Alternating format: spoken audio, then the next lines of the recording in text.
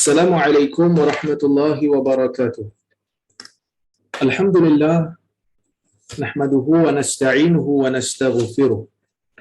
Wa na'udzu billahi min shururi anfusina wa min sayyiati a'malina. Man yahdihillahu fala mudilla lahu wa man yudlil fala hadiya lahu. Ashhadu an la ilaha illallah wahdahu la syarika lahu wa ashhadu anna Muhammadan 'abduhu wa rasuluh. Allahumma salli wa sallim ala Muhammad wa ala alihi wa sahbihi ajma'in. Ya ayyuhalladzina amanu taqullaha haqqa tuqatih wa la tamutunna illa wa antum muslimun. Ya ayyuhan nasu taqu rabbakumul ladzi khalaqakum min nafsin wahidah wa khalaqa minha zawjaha wa batha minhuma rijalan katsiran wa nisaa'a wattaqullaha alladzi tasaaluna bihi wal arham. Innallaha kana 'alaikum raqiba. Ya ayyuhalladzina amanu taqullaha wa qulu qawlan sadida yuslih lakum a'malakum wa yaghfir lakum dhunubakum wa may yuti'illaha wa rasulahu faqad faza fawzan 'azima. Fa inna asdaqal hadithi kitabullah wa khairal hadi hadi Muhammad wa syarral umuri muhdatsatuha wa kullu muhdatsatin bid'ah wa kullu bid'atin dhalalah. Amma ba'd. Muslimin dan muslimat yang dirahmati oleh Allah Subhanahu wa taala sekalian, alhamdulillah pada hari ini kita dapat bersama-sama untuk kita sambung kuliah tafsir kita, membaca buku ataupun kitab yang ditulis oleh tokoh besar di Nusantara ini, iaitu Hamka, yang mana kita biasa adakan pada Sabtu malam, tapi disebabkan oleh kerana kekangan jadual, kita terpaksa ubah untuk minggu ini dan kita terpaksa hentikan sekejap kuliah kita pada bulan 7 ni, ya, kerana saya insya-Allah, tuan-tuan doakan saya, insya-Allah saya akan berangkat pergi haji pada hari Isnin nanti. Jadi sebab tu agak sibuk, jadi berlaku kepadatan jadual yang luar biasalah pada hari ini, esok dan juga lusa. Insya-Allah saya akan terbang ke Mekah pada hari Isnin. Jika diberikan izin, saya akan laksanakan haji dan saya mohon tuan-tuan akan doakan supaya saya dapat haji yang mabrur, ya. Kerana al-hajjul mabrur laisa lahul jazaa illa al-jannah. Haji yang mabrur ini tidak ada balasan baginya melainkan syurga. Mudah-mudahan dosa-dosa saya diampunkan oleh Allah Subhanahu wa taala. Baik, itu yang pertama. Yang kedua, kita nak masuk pada tafsir yang baru, surah yang baru pada hari ini untuk kita tafsir, untuk kita ambil manfaat daripadanya. Ya, saya sebenarnya tuan-tuan dan puan agak suka jugalah bila kita dapat mentafsirkan juzuk yang ke-30 ni. Sebab apa? Sebab juzuk 30 ni dia dekat dengan kita. Sehingga kan ada di kalangan kita yang panggil ayat-ayat lazim. Kenapa dipanggil ayat lazim? Kerana ayat-ayat ni sentiasa kita lazimi dalam salat. Mungkin ada di kalangan kita yang tak hafal pun surah-surah yang panjang dalam Al-Quran. Kan? Surah-surah yang panjang ni perlukan kesungguhan untuk kita hafal. Surah Baqarahnya, surah Ali Imrannya, surah Al-Anfal, surah Al-A'raf, surah An-Nisa, ini semua surah-surah yang panjang. Jadi kebanyakan daripada kita mungkin tak hafal. Boleh baca tapi tak hafal. Kan? Bila hafal yang mana? Ayat-ayat lazim daripada juzuk 30. Kerana surahnya agak sedikit pendek berbanding surah yang berada pada juzuk yang lain. Jadi bila kita sentiasa baca, kadang-kadang ada yang hafal satu juzuk terus untuk 30 ni, tapi mereka tidak memahami maknanya. Jadi bila kita buat kuliah tafsir ni, paling tidak kita faham makna di sebalik surah-surah yang kita sentiasa baca di dalam salat. Paling tidak kita mengetahui makna-makna dan kita akan bertambah khusyuk insya-Allah. So kita nak masuk surah Al-Balad. Ya, surah Al-Balad kata Hamka terdiri daripada 20 ayat. Termasuk dalam golongan surah Makkiyah. Yakni surah yang diturunkan sebelum daripada peristiwa hijrah. Diturunkan sesudah surah Qaf. Ya. Dinamai Al-Balad kerana diambil daripada perkataan Al-Balad yang terdapat pada ayat pertama surah ini yang artinya adalah negeri. Okey, Allah Subhanahu wa taala berfirman di dalam suratul Balad, la uqsimu bihadzal balad wa anta hillun bihadzal balad wa walidin wa ma walad laqad khalaqnal insana fi kabad.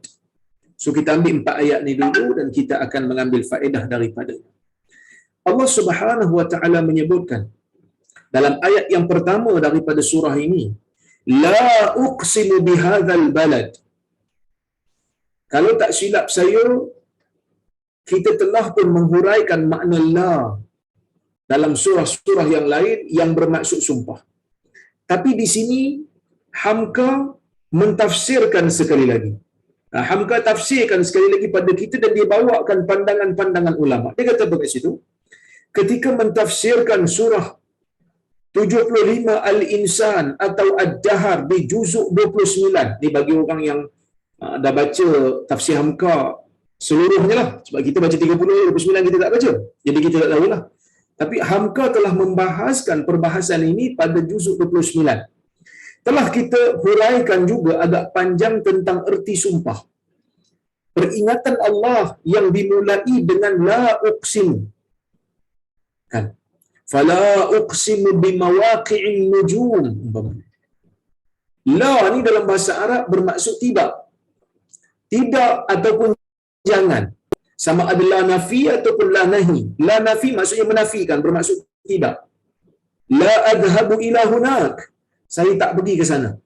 Tapi kadang-kadang ada juga bermaksud nahi. Yang bermaksud jangan. La taf'al, jangan buat. La taqrabuz zina, jangan kamu hampiri zina.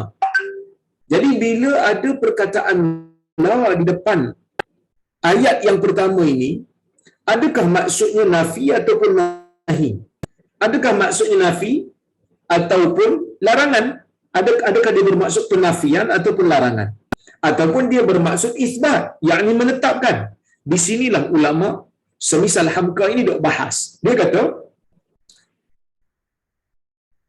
telah kita huraikan juga agak panjang tentang erti sumpah, yakni peringatan Allah yang dimulai dengan la uqsimu. Yang erti lurusnya sahaja, yakni makna literalnya, tidak aku akan bersumpah. Aku tak bersumpah. Adakah itu maksudnya aku tak bersumpah? Bila Allah Ta'ala kata la uqsimu bihadzal balad, aku tak bersumpah dengan negeri ini. Pelik tu. Bersumpah ke tak bersumpah? Jadi di sinilah yang menjadi perbahasan. Okey, kata Hamka, meskipun erti lurus sahaja tidak bersumpah. Kalau ikut literal memang tak bersumpah, nafi. Ya. Namun maksudnya ialah bersumpah. Maksudnya bersumpah pula. Sehingga perkataan la pada satu waktu bererti menafikan dan di suatu waktu yang lain bererti nahi, yakni larangan, iaitu melarang. Di la uqsimu ini mesti diertikan bahawa Tuhan bersumpah. Kata Hamka, dekat ayat ni walaupun ada la, walaupun ada jangan ataupun nafi, tidak. Tapi makna konteks mesti dimaknakan dengan bersumpah. Dah macam mana tu? Sebahagian ulama, semisal Al-Imam Syaukani dalam kitab di Fathul Qadir, dia mengatakan dalam tafsir dia, Fathul Qadir, dia mengatakan bahawasanya yang dimaksudkan dengan la itu la tambahan. Seolah-olah macam ia satu tambahan yang tidak ada makna. Sesungguhnya aku bersumpah dengan negeri ini. Sebab itu kata Hamka, sehingga Asy-Syaukani dalam tafsirnya Fathul Qadir mengambil kesimpulan bahawa la yang bererti tidak atau jangan ialah huruf ziyadah, huruf tambahan yang tidak ada erti dalam susunan ini. Tafsiran Syaukani menguatkan tafsiran Al-Akhfash. So adalah ulama tafsir yang kata la ni la tambahan. Macam mungkin nak bagi, macam kita kata tanbih mungkin, ataupun kita kata nak suruh orang dengar dulu. Kan? Ada juga pandangan daripada Jarir At-Tabari yang dinukilkan oleh Buya Hamka ni. Dia kata apa? Seluruh ahli tafsir sejak dari Ibn Jarir At-Tabari sampai kepada Ibnu Katsir dan lain-lain, yakni jumhur, majoriti ulama tafsir telah mengertikan la uqsimu dengan aku bersumpah bukan dengan makna menafikan sumpah. Cuma di sana ada pandangan yang berbeza sikit, iaitu pandangan daripada Al-Qushairi, seorang ulama tafsir juga. Dia mengatakan makna la dekat situ ialah la nafi. La nafi, iaitu Tuhan menafikan sangkaan manusia yang mengatakan mereka ini kuat dengan mengatakan la, jangan, yakni jangan kamu terpedaya bahawasanya kamu ini mempunyai kekuatan yang mutlak sehingga Tuhan tidak boleh mengambil tindakan pada kamu, ataupun jangan kamu terpedaya. Maksud la sini la nahi, bukan la nafi. Jangan kamu terpedaya dengan dunia yang boleh menjadikan kamu lalai dan leka daripada melaksanakan tuntutan ibadat yang Allah Ta'ala telah tetapkan pada kamu. Kemudian baru uqsimu bihadzal balad, aku bersumpah, yakni Tuhan bersumpah dengan negeri ini. Ini kata Qushairi. Seperti mana yang Hamka nukilkan dalam tafsir ini, satu tafsiran dari Qushairi, huruf la yang bererti tidak di sini bukanlah huruf tambahan yang tak ada ertinya. Kata beliau, Tuhan berfirman tidak adalah bantahan terhadap manusia yang kelak akan dibicarakan dalam surah ini. Dalam surah ini Allah Ta'ala akan bicarakan tentang insan, akan bicarakan tentang manusia. Jadi Allah Subhanahu Wa Ta'ala menafikan dulu, menahikan dulu, ataupun kita kata melarang dulu. Jangan manusia yang akan diceritakan dalam surah ini terpedaya. Jangan terlalu bersangka dengan sangkaan yang salah. Maka sebab itu dia kata tidak adalah bantahan terhadap manusia yang kelak akan dibicarakan dalam surah ini, iaitu manusia yang terpedaya oleh dunia. Tidaklah keadaan sebagai yang mereka sangka. Mereka dok rasa mereka akan selamat di dunia. Mereka menyangka mereka kekal dalam dunia. Contohnya kan, Allah Subhanahu Wa Ta'ala menafikan. Jangan mereka sangka begitu. Jangan sangka demikian. Yang demikian itu tak benar. Sangkaan itu tak benar. Bagi orang yang tidak beriman, tak benar. Mereka tak selamat nanti. Okay, begitu. Baik. Iaitu bahawa mereka menyangka tidak seorang pun yang dapat menguasai mereka, yang akan tersebut di ayat 5 kelak. Ayat 5 akan bicarakan tentang sangkaan mereka. Jadi menurut tafsiran Al-Qushairi, jadi ayat ni macam ni. Tidak, persangkaan kalian itu adalah salah. Aku bersumpah demi negeri ini. Itu maksud ayat ni kalau ikut tafsiran Al-Qushairi. Kita kata okey, boleh diterima juga. Dan ada satu lagi penafsiran dibawakan orang, dia kata. Dia mengatakan bahawa la uqsimu artinya betul-betul menurut aslinya. Betul, memang ada penafian. Allah tak bersumpah dengan negeri ini, yakni Mekah. Kenapa tak bersumpah dengan negeri ini? Kerana Nabi Muhammad sallallahu alaihi wasallam keluar daripada Mekah pergi ke Madinah. Kan Nabi keluar daripada Mekah pergi ke Madinah. Kan?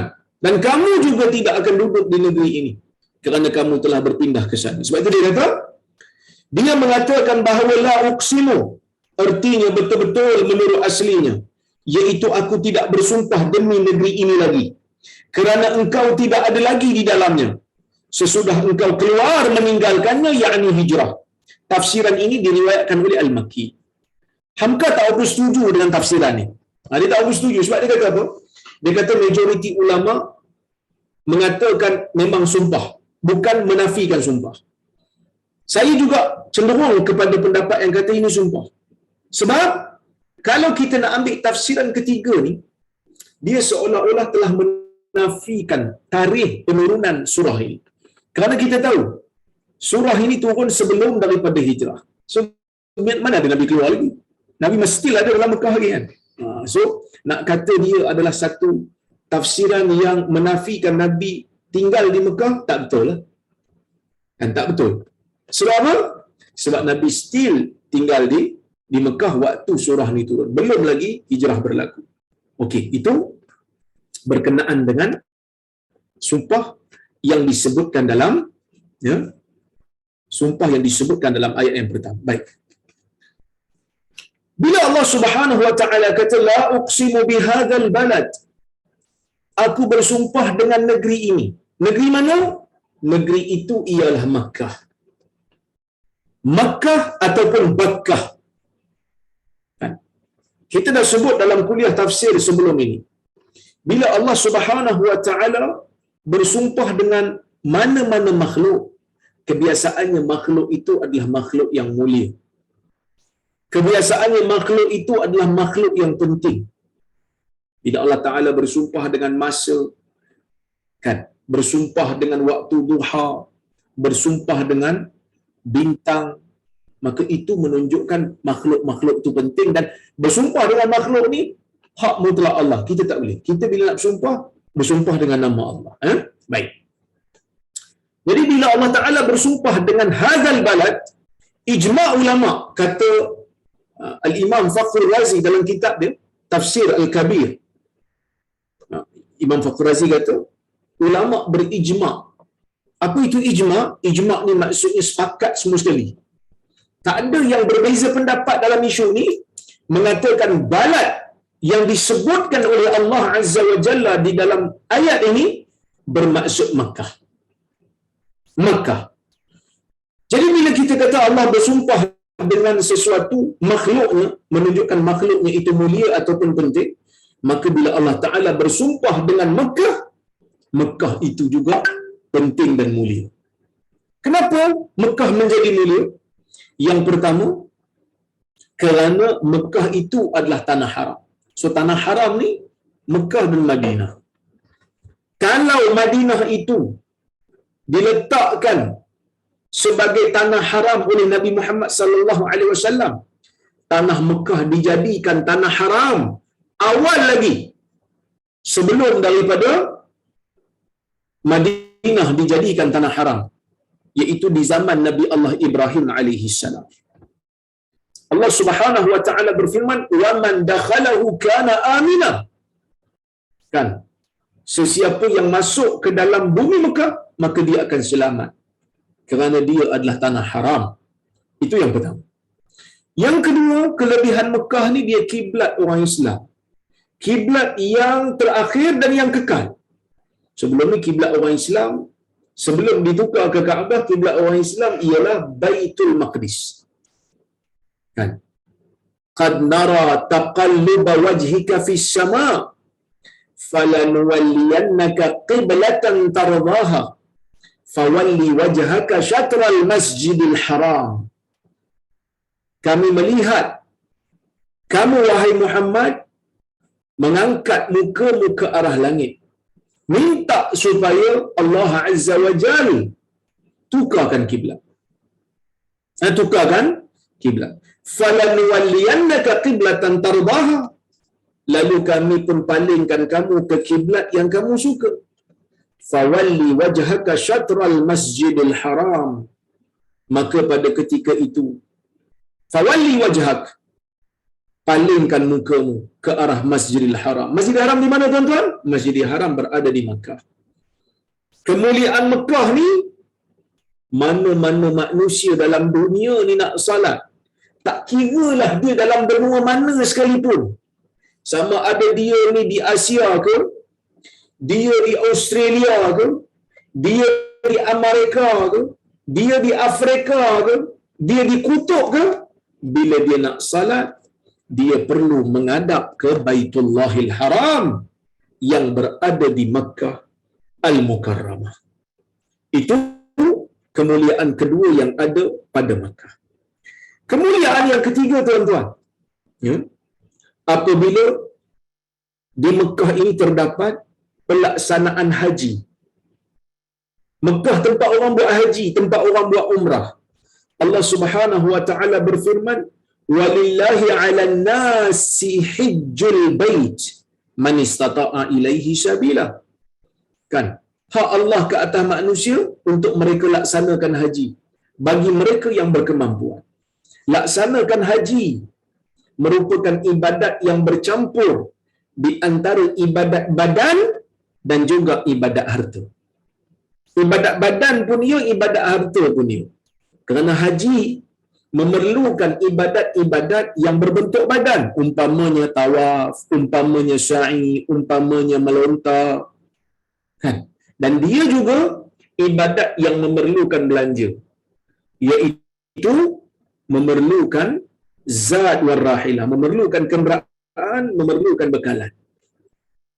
Dan haji ni tuan-tuan, himpunan ibadat yang terbesar yang dilakukan sekali je setahun.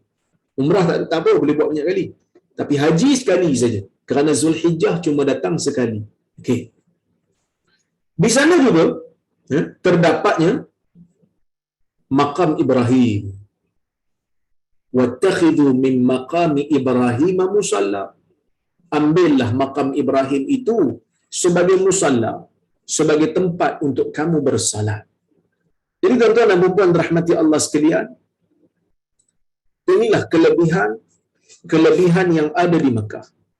Cuma makam Ibrahim ni tuan-tuan, yang dia macam kubah kecil dekat Masjidil Haram. Makam Ibrahim ni apa dia? Makam Ibrahim ni yang merupakan batu yang asalnya ada kesan kaki Nabi Allah Ibrahim. Ketika mana Nabi Ibrahim membina Kaabah, jadi dia berdiri atas batu tu, dan batu itu mempunyai kesan kaki Nabi Ibrahim alaihi salam.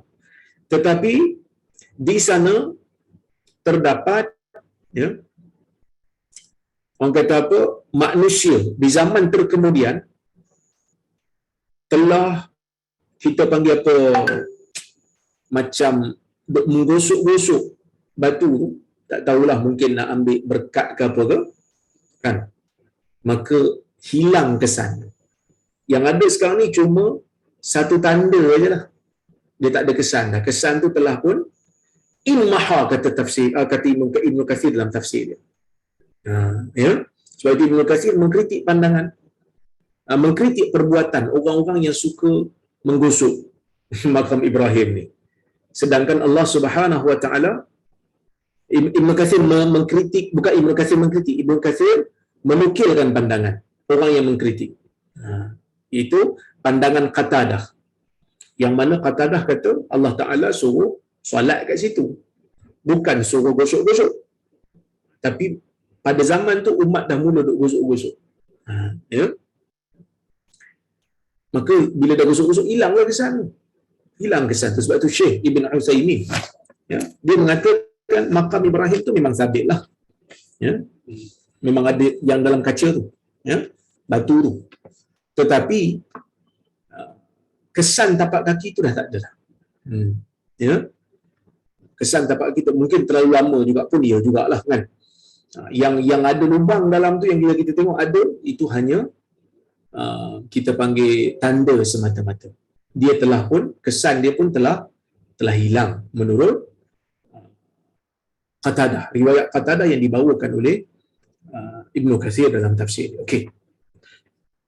Hamka kata, Tuhan bersumpah demi negeri ini, iaitu negeri Mekah Al-Mukarramah.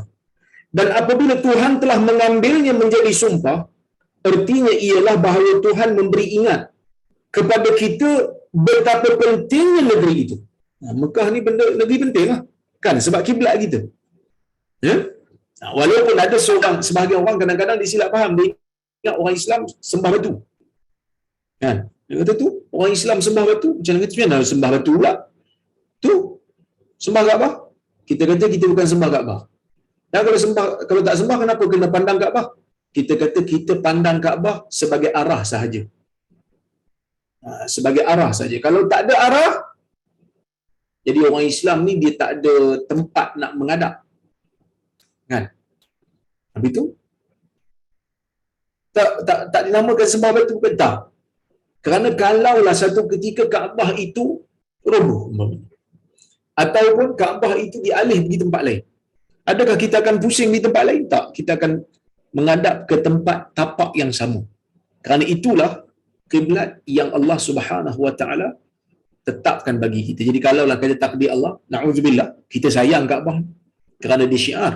Tapi kalaulah satu ketika Kaabah itu terubah kedudukan, orang ambil batu ni pergi bina kat tempat lain, kita tetap menghadap ke tapak itu juga, walaupun binaan telah ada di tempat lain. Ya, orang hari ini ada orang buat replika nak pergi kursus haji kan. Adakah kita menghadap ke Kaabah replika tu? Tak. Kita bila salat menghadap ke Kaabah yang sebenar. Kerana Kaabah yang sebenar itulah menjadi kiblat kita, bukan tempat sembahan kita. Baik. Di surah 95 kelak, yakni surah At-Tin, kita bertemu lagi ayat ketiga, sumpah Tuhan memperingati negeri ini. Iaitu demi yang wahadzal baladil amin, negeri yang aman. Ya? Dapatlah kita maklumi betapa mulia dan betapa penting kedudukan negeri Mekah itu, yang sejak zaman Ibrahim telah jadi pusat peribadatan kepada Allah bagi menegakkan kalimah tauhid. Ia bernama Makkah dan ia juga bernama Bakkah.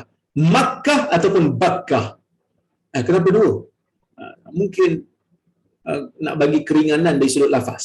Kerana mim dengan ba dekat dua-dua kat sini makhraj dia. Mim, ba. Dua-dua di hujung bibir. Ya? Antara huruf mim dan huruf ba adalah satu makhraj, iaitu sama-sama bibir. Di sanalah pertama sekali sebuah rumah ibadat buat memuji Allah yang Maha Esa berdiri. Jadi petunjuk untuk seluruh alam.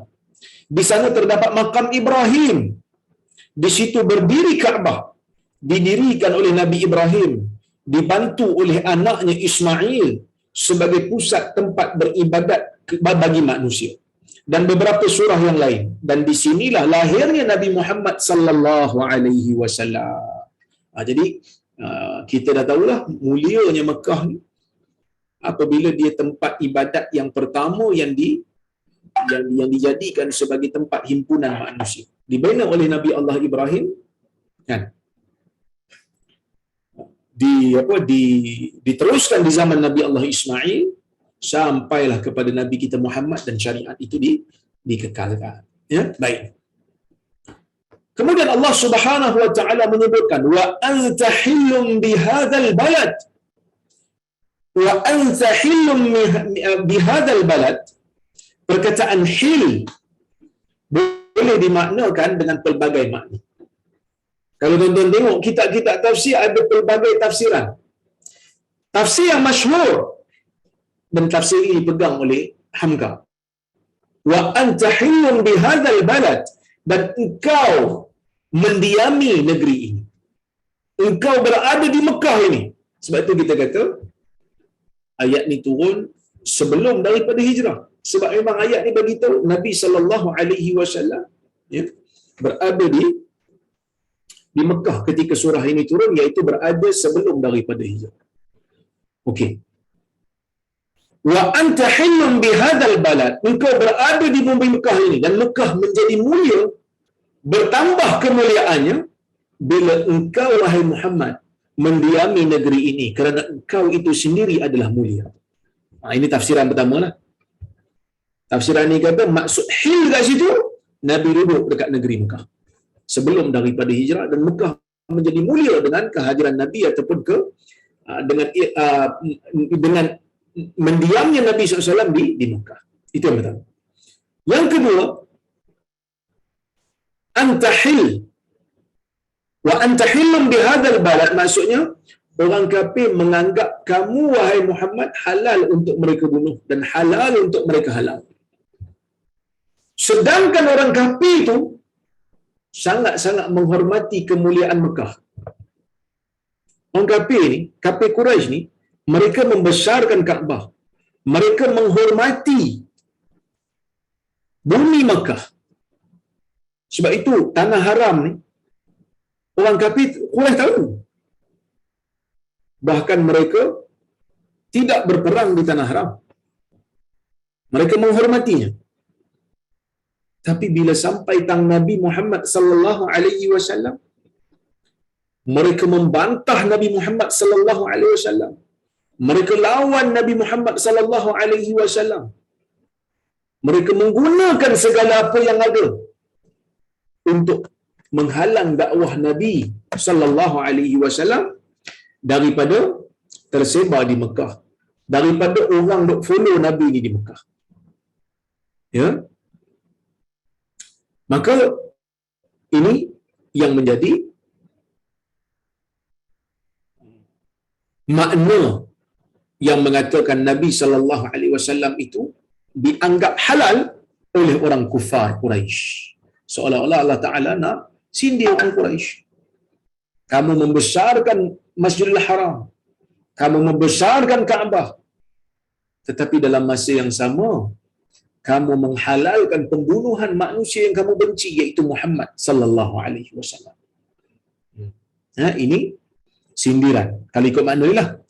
Ada juga yang kata wa anta hillum bihadzal balad, engkau menjadi halal di tanah ini, engkau menjadi halal di negeri ini. Maksudnya negeri ini jadi halal bagi engkau untuk engkau laksanakan peperangan. Bukan tak boleh perang kat tanah haram, bukan tak boleh bunuh orang kat tanah haram, ya. Tapi Allah Ta'ala berikan kesempatan kepada Nabi SAW waktu Nabi SAW membuka kota Mekah. Bila Nabi buka kota Mekah? Pada tahun ke-8 Hijrah. Bila ayat ni turun? Sebelum daripada Hijrah. Problem tu Ustaz. Sebab apa problem? Sebab ayat ni turun awal. Takkan ayat ni nak bagi tahu tentang benda yang akan datang. Sedangkan lafaz ni menunjukkan lafaz semasa. Wa anta hillun bihadzal balad, engkau halal di negeri ini. Maksudnya boleh buat apa saja di negeri ini untuk mendapatkan negeri ini, menjadikan negeri ini berada di bawah kekuasaan Islam pada ketika itu. Patutnya kalau ayat ni turun selepas daripada hijrah, dekat-dekat tahun ke-8 waktu Nabi nak buka tu, kira okeylah. Tapi ni jauh sangat ni. Maka kata sebahagian ulama tafsir, seperti mana yang disebutkan oleh Al-Imam Fakhr Razi, dia kata apa? Boleh jadi lafaz semasa tetapi maknanya akan datang. Seperti mana yang Allah Subhanahu wa taala menyebutkan innaka mayyitun. Sesungguhnya kamu ini mayat wahai Muhammad. Waktu ayat ni turun dah tentulah Nabi hidup. Kan waktu Nabi ada, mestilah Nabi tak mati lagi. Maksudnya kalau Nabi dah wafat, Quran tak turun dah. Habis dah Quran turun baru Nabi wafat.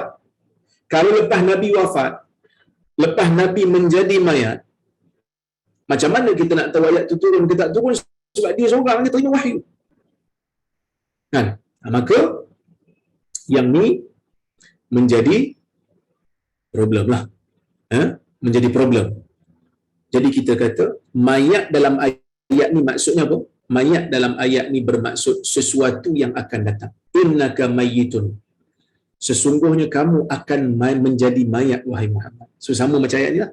Wa anta hillum bihadzal balad, engkau boleh buat di negeri ini halal untuk engkau menguasainya, untuk masuk membawa tentera padanya pada masa akan datanglah. Ya?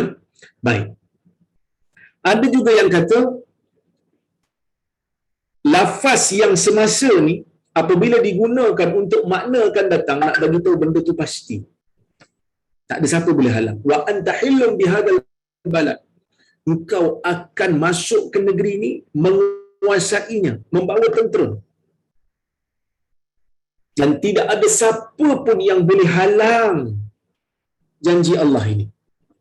Yang mana janji Allah Ta'ala ini pasti, dia kata. Itu maksud tafsir ni. Dia kata, janji Allah Ta'ala ini pasti, seolah-olah macam benda tu dah berlaku dah. Consider it done, kan biasa orang sebut kan. Consider it done. Percayalah benda tu seolah-olah dah, ya,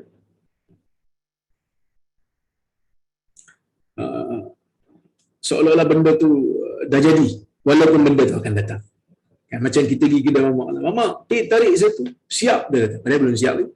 Siap dia kata, maksud pasti, jangan risau, pasti datang. Begitulah maksudnya kalau ikut tafsiran ni, ya. Ada juga tafsiran yang kata wa anta hillum bihadzal balad, engkau ini hil, maksudnya wahai Muhammad, engkau tak buat benda yang haram di tempat ini. Engkau tak buat benda yang merosakkan kehormatan Mekah. Walaupun pada ketika itu orang Quraisy melakukan pelbagai perkara yang menghina kemuliaan Mekah. Dari sudut mereka mengamalkan ribanya, mereka melaksanakan zinanya, mereka menghalalkan syirik betul-betul dekat Mekah. Tapi kamu wahai Muhammad, walaupun kamu tinggal di bawah kekuasaan mereka di Mekah pada ketika itu, kamu tak buat benda tu. Kerana kamu buat benda yang hanya halal saja untuk dilakukan di Mekah kerana penghormatan kamu kepada bumi ini. Bagi saya, semua makna ini tidak bercanggah-canggah, boleh masuk belaka. Ya, cuma Hamka ada pilih tafsir yang mana? Tengok, kita baca tafsir Hamka. Hamka kata wa anta hillum bihadzal balad, dan engkau menjadi halal di negeri ini. Ayat ini pun mendapat dua jenis penafsiran yang berbeza. Kita dapat 4 tadi. Hamka dapat 2. Orang lagi pandai pada Hamka ke? Taklah tuan-tuan. Saya pun tak lagi pandai. Kalau saya lagi pandai, saya buat tafsiran saya sendiri, tapi saya rujuk tafsir-tafsir yang pelbagai lah. Mungkin zaman tu Hamka mempunyai kesusahan untuk mendapat rujukan yang lain. Tapi kira zaman tu, dia boleh dapat 2 tafsiran daripada tafsiran-tafsiran yang ada, kira hebat lah. Kan zaman tu bukan ada PDF. Zaman tu bukan ada Maktabah Syamilah. Zaman tu nak dapat buku, nak dapat kitab, kena beli ataupun kena pergi library. Zaman tu pula zaman yang orang kata apa? Digital pun tak ada lagi. Jadi hebatlah Hamka ni dapat 2. Dia kata apa? Ayat ini pun mendapat 2 jenis penafsiran yang berbeza. Kerana berbezanya pengertian tentang kalimat hilun. Al-Wahidi berkata al-hil, al-halal dan al-mahil sama saja artinya, iaitu lawan bagi haram. Lawan bagi haram maksud kau halal di negeri ini. Ada penafsir mengatakan bahawa yang halal itu ialah perbuatan Nabi Muhammad sallallahu alaihi wasallam. Jika dia hendak bertindak bagaimanapun, walaupun membunuh orang, kalau negeri itu ditaklukkannya kelak. Ini kita sebut dah. Maksudnya Allah Ta'ala bagi tahu engkau halal nak buat apa pun untuk menguasai negeri ini. Ya, kalau engkau dah menguasainya, dia akan kembali balik sebagai tanah haram. Dan telah beliau taklukkan kemudian setelah beliau datang dengan tentera dari Madinah pada tahun ke-8 Hijrah. Bila orang Quraisy melanggar perjanjian Hudaibiyah.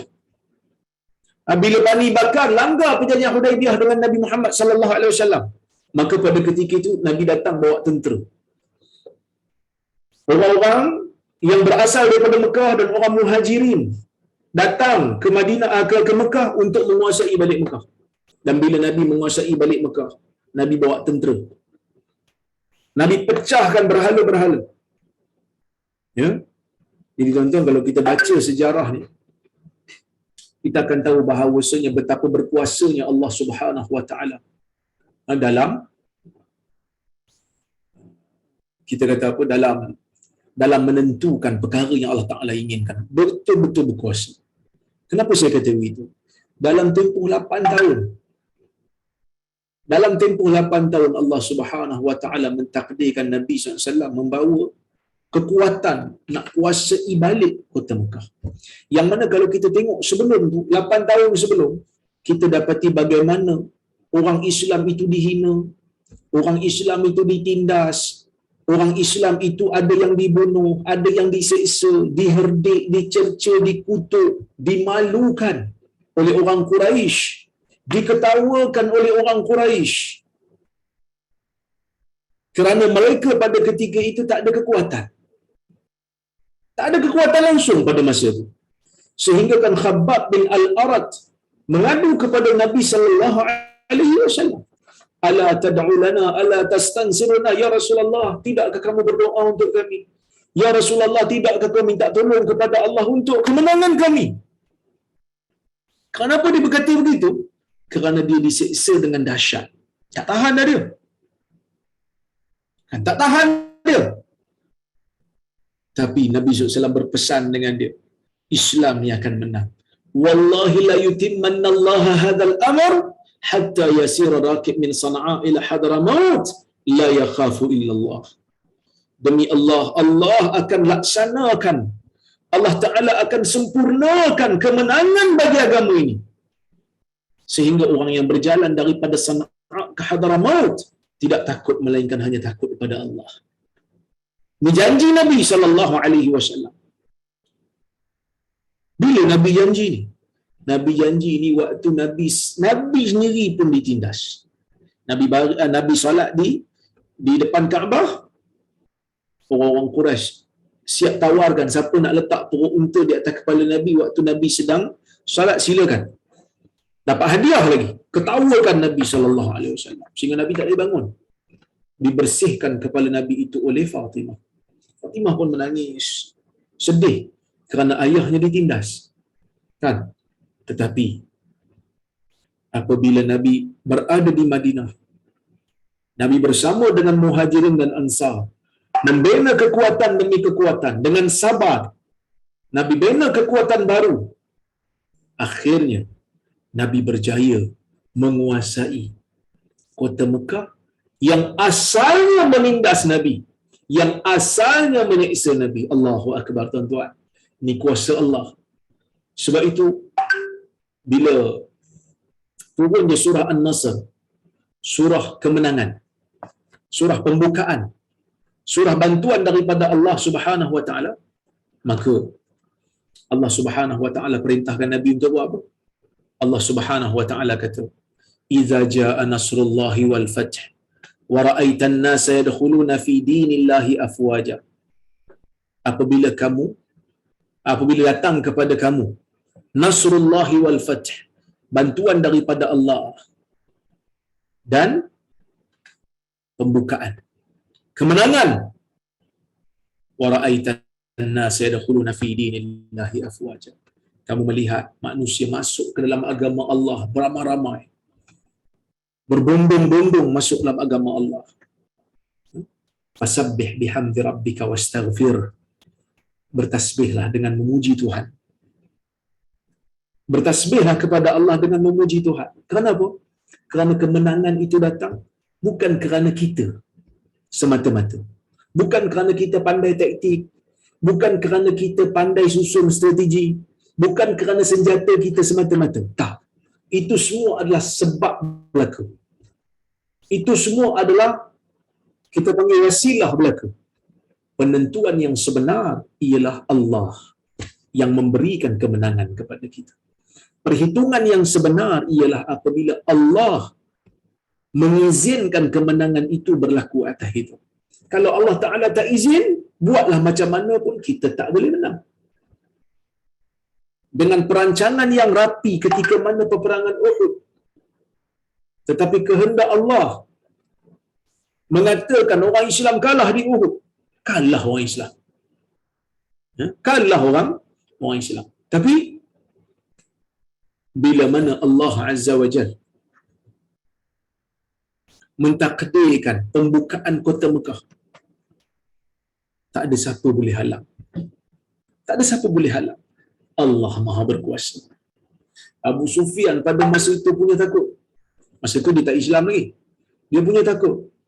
Dan akhirnya Abu Sufyan pun menerima Islam dan menjadi sahabat yang baik. Dikatakan, Ibn Qayyim menceritakan dalam Zadul Ma'ad, dia kata ketika mana Nabi SAW membuka kota Mekah, waktu Nabi naik tunggangan Nabi, dahi Nabi tunduk dekat pelana tunggangan dia. Kenapa Nabi tunduk? Kerana tidak ada, Nabi nak bagi isyarat, tidak ada yang memberikan kekuatan, tidak ada yang memberikan kemenangan, tidak ada yang memberikan pembukaan kota Mekah melainkan hanyalah Allah. Allah yang beri, bukan makhluk lain yang beri. Kemenangan itu datang daripada Allah, dan kita bersyukur. Dan Nabi SAW sangat bersyukur apabila berjaya membuka kota Mekah. Bumi yang Nabi cinta. Kan sebelum Nabi nak keluar, Nabi sayang kat Mekah ni, Nabi pandang Mekah. Dalam riwayat Tirmizi, Nabi kata, wa innaki la ahabbul buqa'i ila qalbi, atau kama qala, sesungguhnya engkau adalah bumi Tuhan yang paling aku sayang. Kalau tidak kerana kaum kau, halau aku keluar daripada engkau, ma kharajtu minki, aku takkan keluar daripada engkau wahai Mekah. Bumi yang Nabi sayang. Tapi kadang-kadang kerana nak kejayaan, kerana nak buat satu benda yang bermanfaat, kadang-kadang manusia kena keluar dulu. Kan? keluar dulu daripada bumi asal, bina kekuatan. Maka sebab itu saya kata tuan-tuan, sejarah Nabi sallallahu alaihi wasallam ni dahsyat. Setiap daripada kehidupan Nabi setelah menjadi Nabi, bermula pada tahun pertama sehinggalah Nabi SAW wafat, kita boleh katakan setiap tahun tu ada saja peristiwa besar. Tu tak masuk peristiwa kecil ni.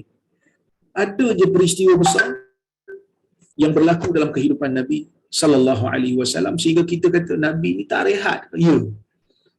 Semenjak jadi Nabi tak rehat dia. Kerana kerehatan yang sebenar ialah apabila dapat bertemu dengan Allah Subhanahu wa taala nanti. Jadi sebab itu tuan-tuan, orang Islam dia kena optimis. Dia kena sentiasa sangka baik.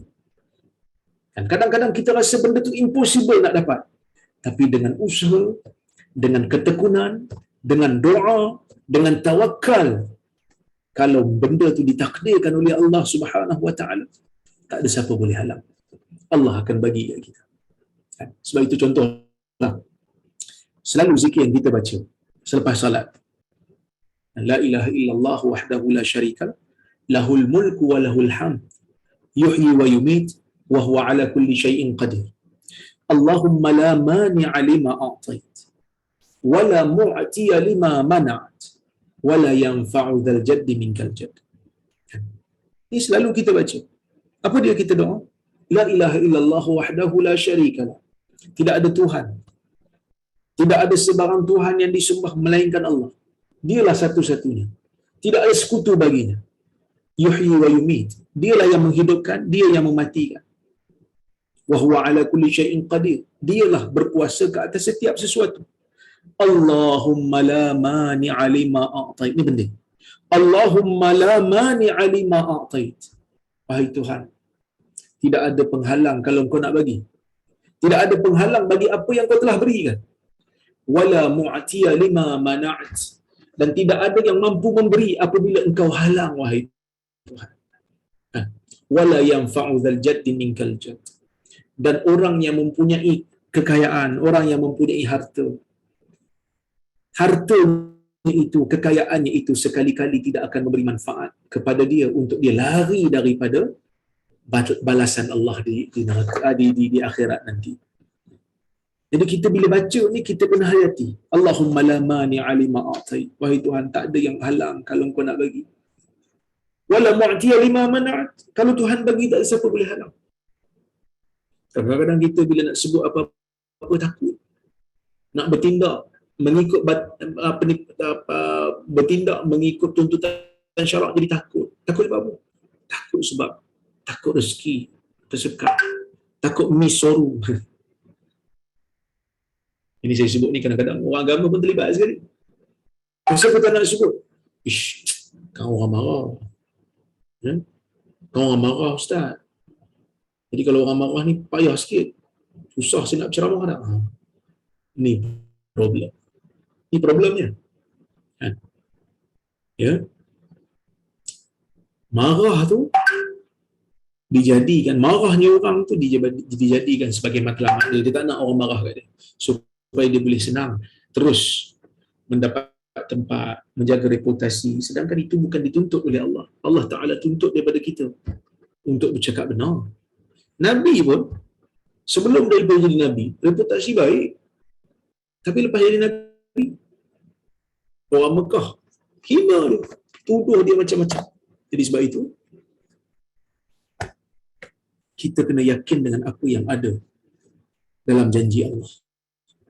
Buat apa yang kita mampu. Buat apa yang Allah Ta'ala tuntut. Penentuannya kembali pada Allah. Kalau Allah Ta'ala nak bagi, tak ada siapa boleh halang. Itu yang kita perlu yakin. Okay.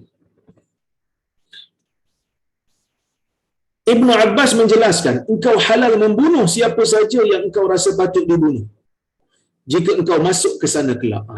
Ibnu Abbas buat dari riwayat kata dia tafsir untuk Nabi masuk semula ke Mekah. Ya. Dijelaskan lagi oleh As-Suddi, engkau halal memerangi orang-orang yang pernah memerangimu di negeri ini. Mungkin ada yang rasa macam ayat ni macam ganas sangat. Tiba-tiba buat bunuh-bunuh ni. Tuan-tuan dan puan-puan rahmati Allah sekalian, kita kena tahu ayat ni turun waktu peperangan sedang berlaku. Siapa yang memulakan permusuhan? Nabi ke? Tak. Quraisy yang mula. Quraisy yang nak bunuh Nabi. Siapa yang berlaku? Nabi mempertahankan diri. Bila peperangan dah berlaku, akan ada serangan demi serangan, serangan demi serangan. Kita tengoklah perang dunia pertama, perang dunia kedua. Kan? Ada tak serangan berlaku? Ya. Pasal apa mereka serang sesama negara? Pasal apa US pergi bom Hiroshima? Kerana perang sedang berlaku. Jepun serang US. Peperangan ni benda yang ada. So jangan kita terlalu apologetik. Oh sebenarnya tak, ini bukan perang, ni bukan perang ni. Tak, memang perang. Memang berlaku. Peperangan itu berlaku. Sebab apa berlaku? Sebab mereka yang mulakan permusuhan. Mereka yang asalnya berperang dengan Nabi SAW. Jadi bila Nabi nak kuasai, Nabi boleh laksanakan. Okey. Ini pun dikuatkan oleh riwayat hadis yang sahih. Iaitu Allah telah menjadikan Mekah tanah haram sejak sehari dia menciptakan segala langit dan bumi. Mekah ni tanah haram, tak boleh perang. Maka tetaplah dia tanah haram sampai kelak berdiri hari kiamat. Maka tidaklah pernah dia halalkan. Maka tidaklah pernah dia dihalalkan bagi seseorang pun yang sebelumku. Dan tidak pula dihalalkan bagi seorang pun sesudahku. Dan tidaklah dia dihalalkan untukku hanyalah pada satu saat sahaja pada suatu hari. Maksud, bila Nabi buka kota Mekah, Allah Ta'ala halalkan sekejap. Tanah haram yang tak boleh perang dalamnya, boleh perang dalamnya. Okey. Tetapi ada pula penafsir lain berpendapat bahawa yang halal di negeri itu ialah Nabi sendiri. Al-Qasimi menyalinkan riwayat itu demikian, dan ada pula yang mengatakan bahawa ertinya ialah kehormatan diri engkau ya Muhammad telah diperhalal orang sahaja di negeri ini. Maksud Nabi itu dah dianggap sebagai halal untuk diapa-apakan, halal untuk dibunuh, halal untuk dicabul kehormatannya oleh orang Quraisy. Ya, mereka berleluasa sahaja menyakiti engkau. Dalam erti seperti ini terkandunglah dalam ayat ini rasa hairan takjub. Mengapa sampai demikian mereka memusuhi Nabi? Dan sebagai suatu uraian tentang mereka berkumpul dan mereka berpisah dari masa ke semasa, mereka tidak seorang jua pun yang berlain pendapat bahawa seekor burung merpati pun mesti mendapat perlindungan di tanah haram Mekah itu. Tapi mengapa nyawa dan darah orang yang ditunjuk Allah untuk menjadi pembawa selamat bagi seluruh alam ini mereka pandang halal saja? So ayat ni macam nak sindir orang Quraisy, binatang kau jaga, tak boleh dibunuh, mesti diberi perlindungan di Mekah sebab dia tanah haram. Dah Nabi Muhammad ni orang yang amanah, orang yang baik, orang yang tak menipu, orang yang kamu kenal mempunyai akhlak yang baik, tapi sebab dia ajak kepada dakwah tauhid, maka kamu halalkan untuk dia ini diapa-apakan. Kamu halalkan untuk dia ini dibunuh, ditangkap, dicerca, dihina. Ini merupakan sifat orang jahiliah. Penafsir-penafsir kita sendiri di Indonesia pun memakai kedua jenis tafsir ini juga, kata. Haji Zainuddin Hamidi dan Fakhruddin HS menafsirkan dan engkau bertempat tinggal di negeri ini. Pada keterangan beliau di bawahnya, mereka tulis Nabi Muhammad di waktu masih bertempat tinggal di Mekah. Erti yang dipakai oleh panitia penyusun Al-Quran dan terjemahannya, yakni tafsir Quran dari Kementerian Agama, mengertikan dan kamu Muhammad bertempat di kota Mekah ini. Tuan Hasan dalam tafsirnya Al-Furqan mengambil tafsir yang disalinkan oleh Al-Qasimi itu. Demikian bunyinya, padahal engkau menjadi barang halal di negeri ini. Lalu beliau terangkan tafsirnya pada catatan di bawah. Engkau diganggu dan diapa-apakan di negeri ini sebagai suatu barang halal buat umum. Saya mentafsir Al-Azhar ini lebih dekat kepada erti yang dipakai oleh Hasan. Sebab kalau dipakai erti Zainuddin Hamidi dan Kementerian Agama, kita tentu meletakkan masdar, iaitu kata terbitan, dari halla yahillu hallan yang bererti tempat tinggal. Sebab kalau kita tafsirkan dengan makna tinggal, dah tentu daripada halla wa anta hallun bihadzal balad, bukan hillun.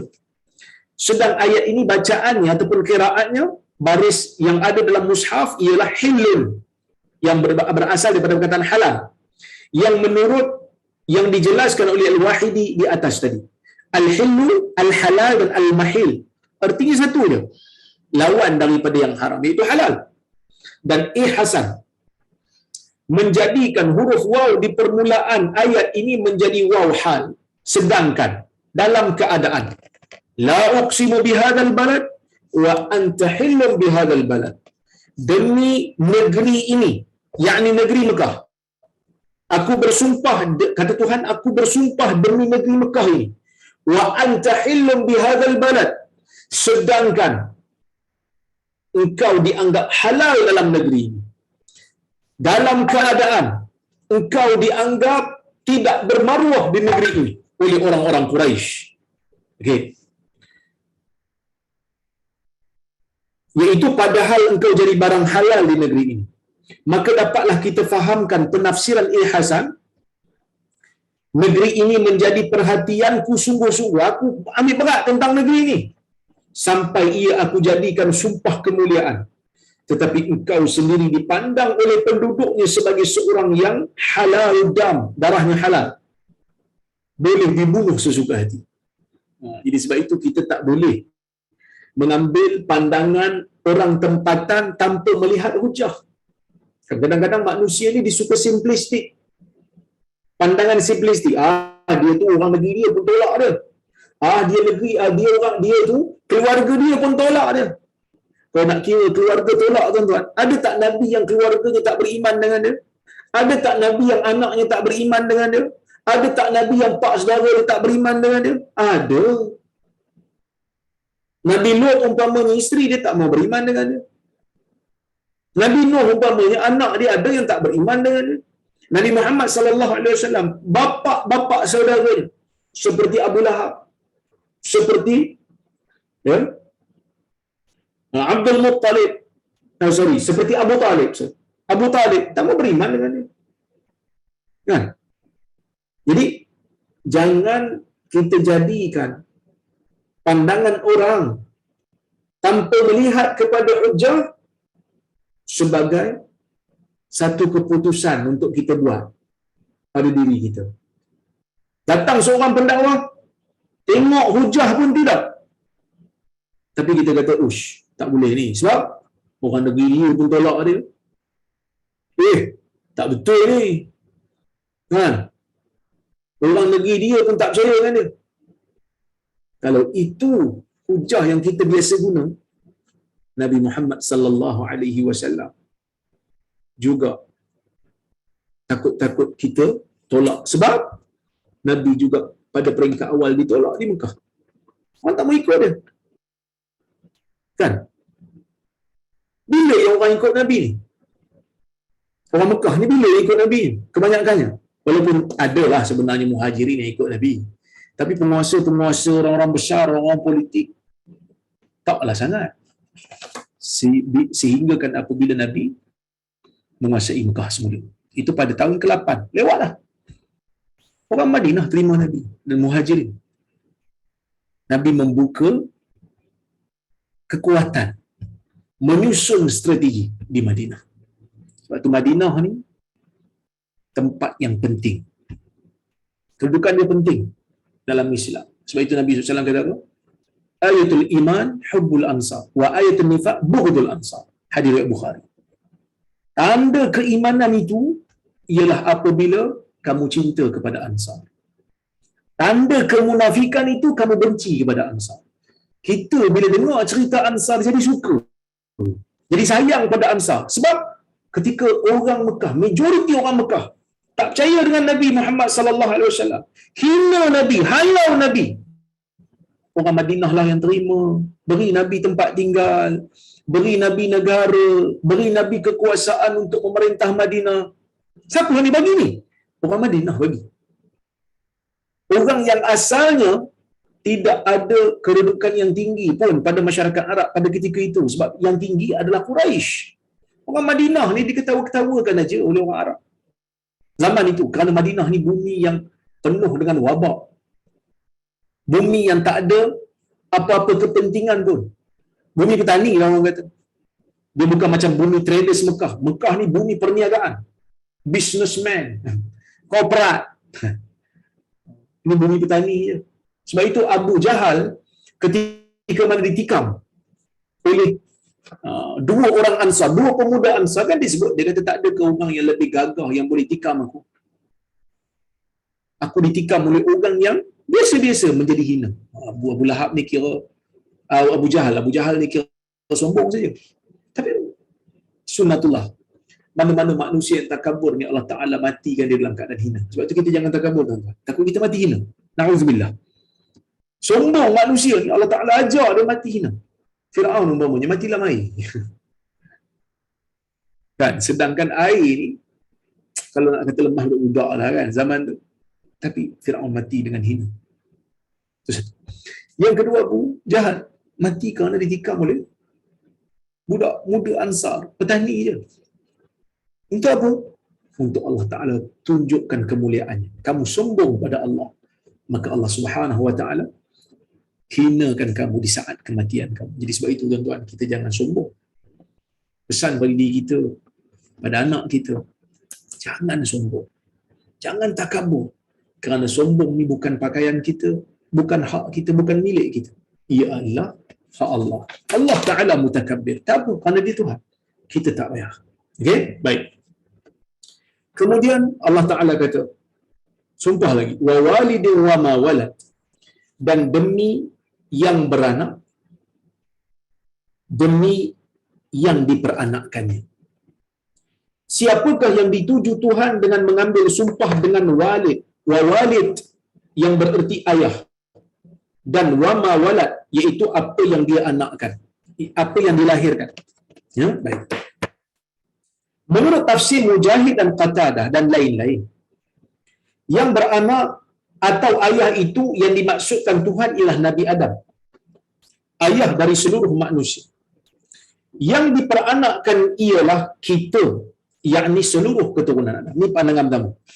Kalau kita tengok lagi kitab-kitab tafsir yang lain pun, antara tafsirannya ialah dia kata wa walidin wa ma walad. Wa walid demi bapa, itu Adam. Wa ma walad, dan apa yang dia lahirkan, yakni apa yang terlahir daripadanya, iaitu zuriat Adam. Kenapa Allah Ta'ala bersumpah dengan Adam dan zuriatnya kalau ikut tafsirannya? Kenapa Allah Ta'ala bersumpah dengan Adam dan tafsirannya? Kerana manusia itu, kerana Adam itu manusia pertama, ya. Adam itu Allah Ta'ala jadikan sebagai manusia pertama. Adam menjadi punca bagi manusia berketurunan. Dan manusia ini makhluk Allah Ta'ala yang mulia. Kerana Allah Ta'ala kata, walaqad karramna bani Adam, sesungguhnya kami telah muliakan anak Adam. Ada juga yang kata, wa walidin wa ma walad. Walid Ibrahim dan Ismail, walad Muhammad. Kerana Nabi Ibrahim dan Ismail merupakan punca kepada lahirnya keturunan Muhammad sallallahu alaihi wasallam. Itu nabi kita lah, ya. Ada juga yang kata walid itu Ibrahim, wa walid wa ma walad. Kan? Wa ma walad, apa yang dia lahirkan, yakni zuriat Nabi Ibrahim. Zuriat Nabi Ibrahim maksudnya apa yang lahir daripada keturunan Nabi Ibrahim. Okey. Ini di antara tafsiran yang ada lah. So kita tengok Hamka kata apa. Dapat sahaja kita memanjang tafsir ini dengan penghargaan Allah terhadap insan yang amat dimuliakan Tuhan antara segala makhluknya. Ya. Dalam surah 17 Al-Isra ayat 70, dengan bangga Allah menyatakan bahawa sesungguhnya kami telah muliakan keturunan Adam. Saya baca tadi, walaqad karramna bani Adam, dan kami angkut mereka di darat dan di laut, dan kami beri rezeki kepada mereka dengan yang baik-baik, dan kami lebihkan mereka dari sebahagian besar dari kami ciptakan, benar-benar lebih. Maksudnya Allah Ta'ala cipta makhluk berbagai dalam dunia ni. Tapi manusia menguasai dunia ni, alam ini, menguasai haiwan, menguasai laut, ya. Banyak lagi ayat lain menyatakan kelebihan Adam dan keturunannya itu. Abu Imran Al-Juwani mentafsirkan bahawa yang dimaksud dengan yang jadi ayah itu ialah Nabi Ibrahim, dan yang diperanakkan ialah keturunannya, termasuk Nabi Ishaq yang menurunkan nabi-nabi Bani Israel dan Ismail yang menurunkan Muhammad. Ni saya sebut tadi.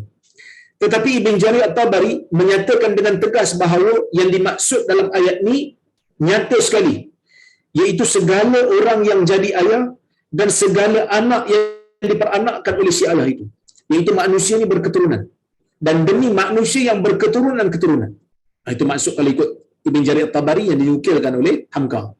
Kehidupan seorang ayah dalam mendidik anaknya berbagai ragam, pelbagai rupa, pelbagai perangai, itu pun satu hal yang memang patut mendapat perhatian. Itu sebab maka ayah dan keturunannya menjadi salah satu sumpah penting pula oleh Allah. Kalau ikut Tabari, dia tafsir umum, dia kata semua ayah dan anak. Kenapa sumpah dengan tu? Kerana kehebatan ayah yang menjadi punca kepada tarbiyah ataupun didikan anak tu penting.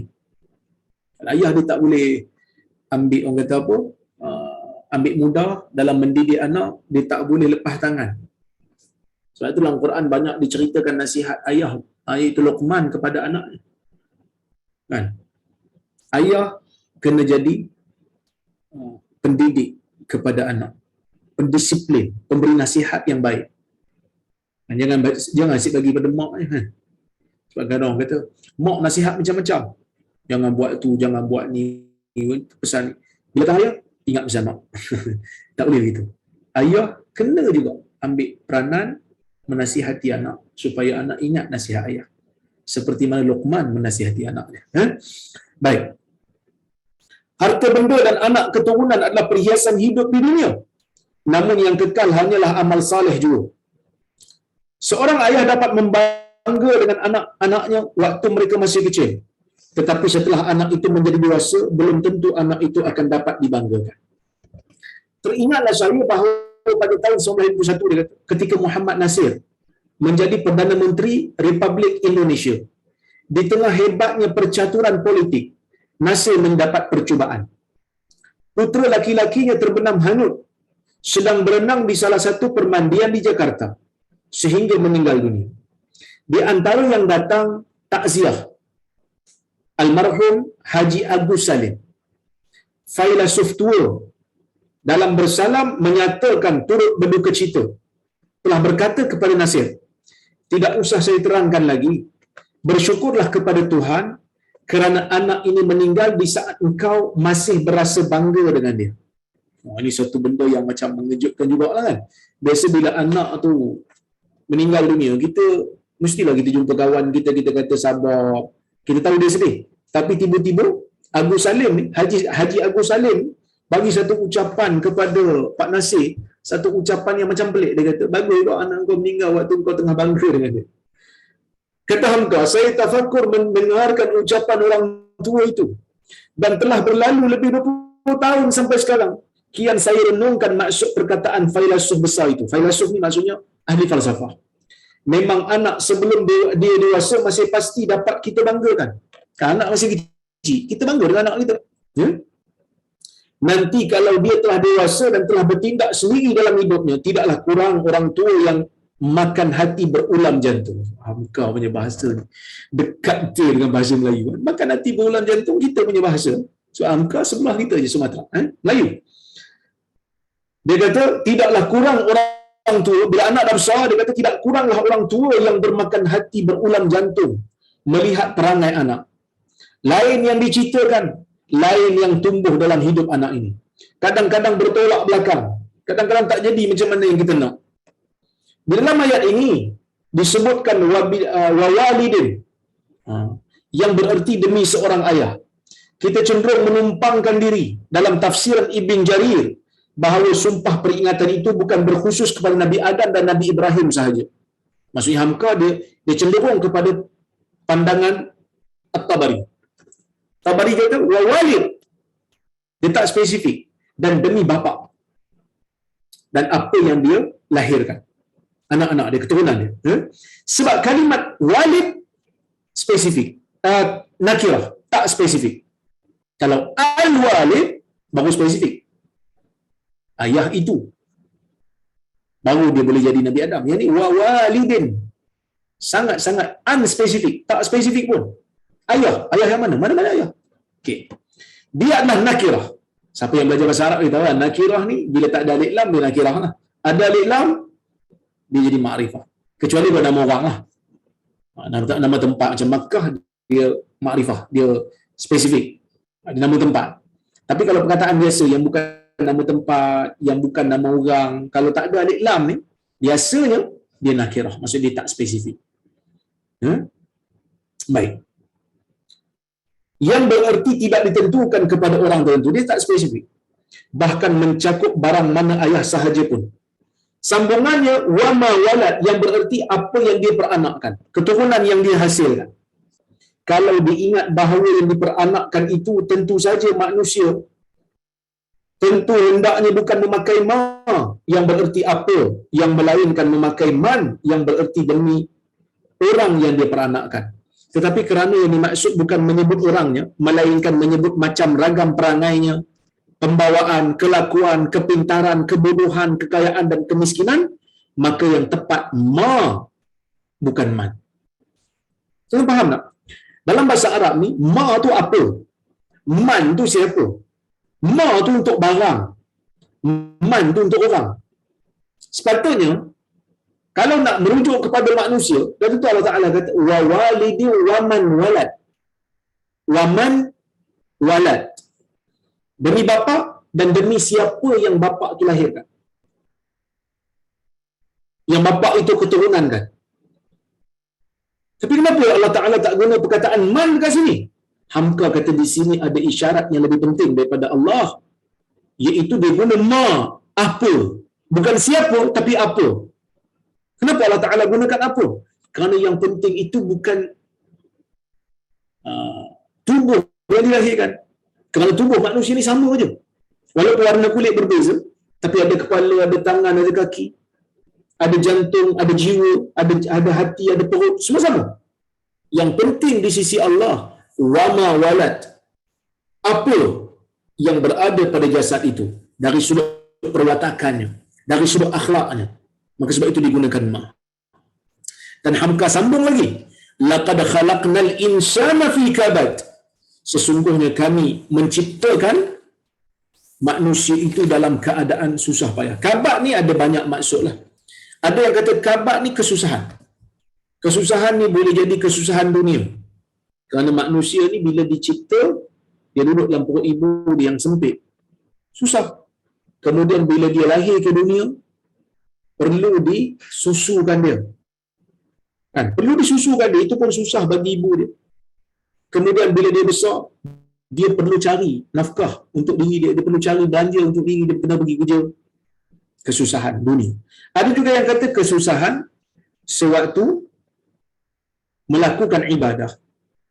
Nak salat perlu menanggung beban, nak puasa perlu menanggung beban, nak buat haji perlu menanggung beban. Kami ciptakan manusia dalam keadaan kabad. Kami ciptakan manusia dalam keadaan dia ada rasa kepayahan. Ya. Okey. Ada juga yang kata kabad ni bermaksud sesuatu yang kuat dan kukuh. Ada juga yang kata maksud kabad seimbang. Kami jadikan manusia ni dalam keadaan seimbang, dia tak macam haiwan lain. Haiwan lain merangkak ataupun melata dengan merangkak ataupun merangkak lah kan? Merangkak ataupun menerak. Tapi manusia berjalan tegak. Manusia berjalan tegak. Jadi ada macam-macam tafsiran fi kabad ni. Laqad khalaqnal insana fi kabad. Ada yang maksudkan dengan kesusahan, ada yang maksudkan dengan kekuatan tubuh badan, ada yang maksudkan dengan keseimbangan.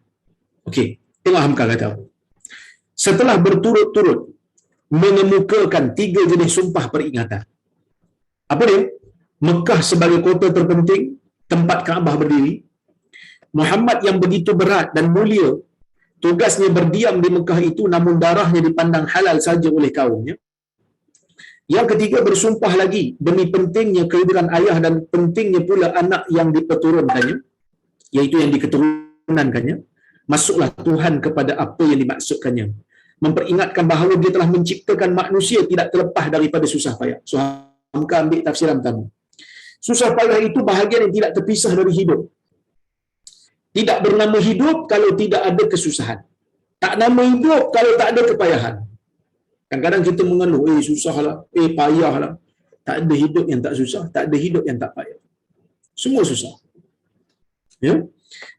Berkata ahli Yaman, tidak ada Allah menciptakan makhluk yang lebih bersusah payah dalam hidup ini melebihi anak Adam. Padahal dia adalah makhluk yang paling lemah pula. Fikirkanlah, sejak dari rahim ibu, kepayahan itu sudah dimulai. Membalik-balikkan badan mencari jalan keluar sampai kepada tersembur dari pintu. Setelah lahir dengan kepayahan, yang mula terdengar adalah tangis kerana tidak tahan dingin, mula bertemu dengan udara luas. Setelah berbulan lamanya merasa panas badan dalam rahim ibu. Setelah itu mulailah pusat dikerat, lalu menangis kesakitan. Mulailah menggerak-gerakkan tangan dan kaki. Mulai menangis minta menyusu. Menangis kedinginan kerana telah basah oleh kencing. Menangis kerana telah berak. Menangis minta digendong, minta dibawa. Beransur badan besar, beransur besar kepayahan. Setelah ibu bapa memandang telah kuat, mulailah merasa sakit di khitan.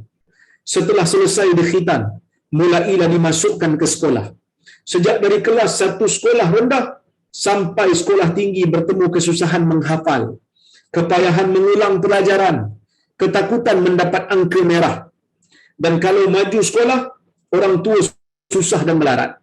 Susah payah mencari akal bagaimana melanjutkan sekolah. Dan setelah tamat sekolah yang tinggi, menggondol title. Title ni pangkat. Dan gelar sarjana hukum, insinyur, engineer, dan doktorandus. Dan timbul lagi kesusah payahan mencari pekerjaan.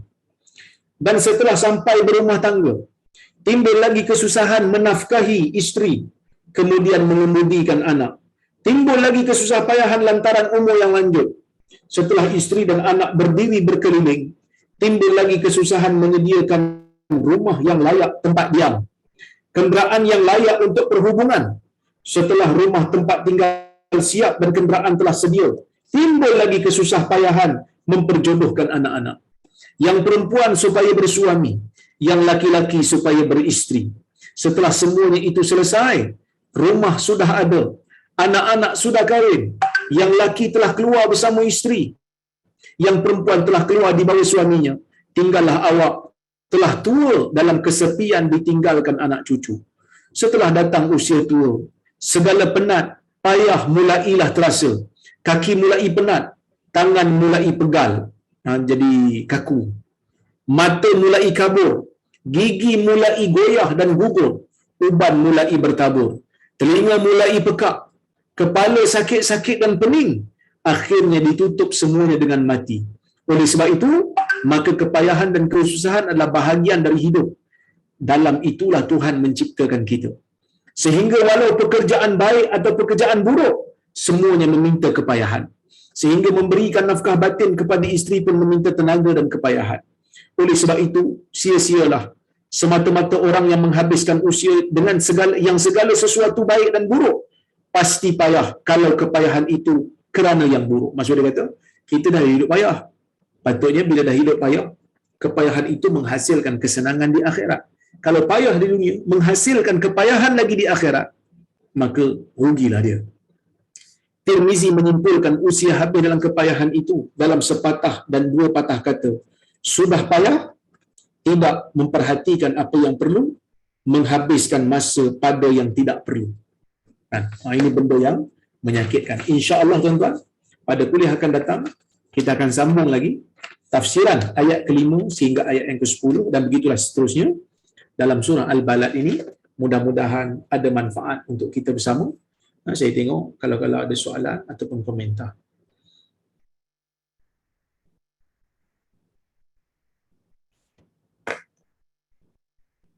Masya Allah, kemuliaan Ansar Allah sebut pada surah Al-Hasyr ayat 50, surah 59 ayat 9. Ya betul. Ansar ini memang mulia di sisi Allah Subhanahu wa taala kerana mereka ini golongan yang membantu Nabi Muhammad sallallahu alaihi wasallam dan Muhajirin tanpa syarat. Tanpa syarat. Kalau orang lain kadang-kadang kita nak bantu ni ada syarat. Kan, tapi kita tengok Ansar ni bantu tanpa syarat. Hebat bantu tanpa syarat ni. Tak nak apa-apa melainkan hanya habuan pahala sahaja mereka nak. Itulah hebatnya golongan Ansar yang kita perlu jadikan sebagai contoh. Jadi, tuan-tuan, kalau tidak ada apa-apa soalan, saya rasa cukuplah sekadar itu untuk petang ini. Saya ucapkan terima kasih banyak kepada Datin ahli-ahli, kepada Datuk Zaid, kepada Hajah Ili, kepada semua yang berada dalam tim Tafaqquh Fiddin yang tidak jemu-jemu menjalankan ataupun menganjurkan kuliah-kuliah agama. Moga Allah Ta'ala berkati usaha mereka. Dan saya juga ucapkan terima kasih banyak-banyak kepada tuan-tuan dan puan-puan yang hadir pada petang ini, walaupun dalam keadaan mengantuk, tapi ramai juga yang hadir, Alhamdulillah. Yang mana yang tak sempat hadir, boleh tengok rakaman, insya-Allah, mudah-mudahan bermanfaat. Saya minta maaf terkasar bahasa tersilap kata. Doakan saya selamat untuk melaksanakan haji, mendapat haji mabrur insya-Allah. Jadi tuan-tuan, saya berhenti dulu di sini. Aku qauli hadza wa astaghfirullahal azim li wa lakum. Wassalamualaikum warahmatullahi wabarakatuh. Waalaikumsalam warahmatullahi wabarakatuh. Waalaikumsalam Jazakallah. warahmatullahi wabarakatuh. Terima kasih doktor. Mudah-mudahan doktor dapat haji yang Terima kasih, mabrur. doktor. Doakan kami Selamat juga. Doktor selamat. Dari Dapat haji mabrur. Insya-Allah. Allah mempermudahkan segalanya.